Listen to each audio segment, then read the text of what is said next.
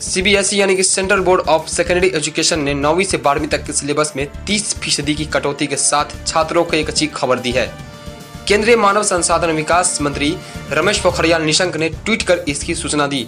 Tweet करते हुए उन्होंने लिखा कि सीबीएसई ने कोविड-19 लॉकडाउन के दौरान शैक्षणिक नुकसान को ध्यान में रखते हुए कक्षा 9 से 12 तक के लिए 30% तक के सिलेबस को कम कर दिया है। मंत्री रमेश पोखरियाल के ट्वीट करने के बाद सीबीएसई के ओर से भी स्टूडेंट्स के लिए नया सिलेबस जारी कर दिया गया। सिलेबस को कम करने के संबंध में मंत्री रमेश पोखरियाल ने एक अन्य ट्वीट में बताया कि सिलेबस कटौती को लेकर ट्विटर पर कैंपेन चलाया गया था।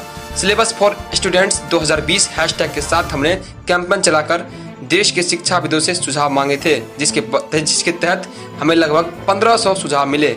फिर हम लोगों ने इन सुझावों के बाद सीबीएसई के सिलेबस को कम करने का निर्णय लिए।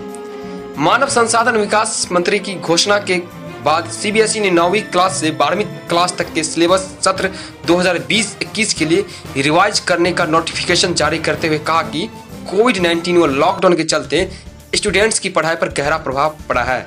इसके साथ ही बोर्ड ने कहा कि सभी स्कूलों को यह भी ध्यान में रखना है कि जो विषय सिलेबस से हटाए गए हैं वह भी आवश्यकता पड़ने पर स्टूडेंट्स को पढ़ाया जाए।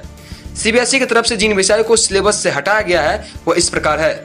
कांत त्रिपाठी निराला के द्वारा लिखा गया बादल राग, हरिवंश राय बच्चन की आत्मा परिचय, आलोक धनवा की पतंग, कुंवर नारायण की सीधी बात थी पर, उमाशंकर जोशी की छोटा मेरा खेत था, बगुले के पंख।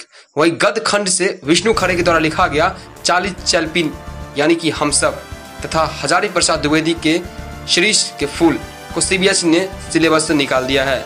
ब्यूरो रिपोर्ट रोहतास पत्रिका देव चौधरी।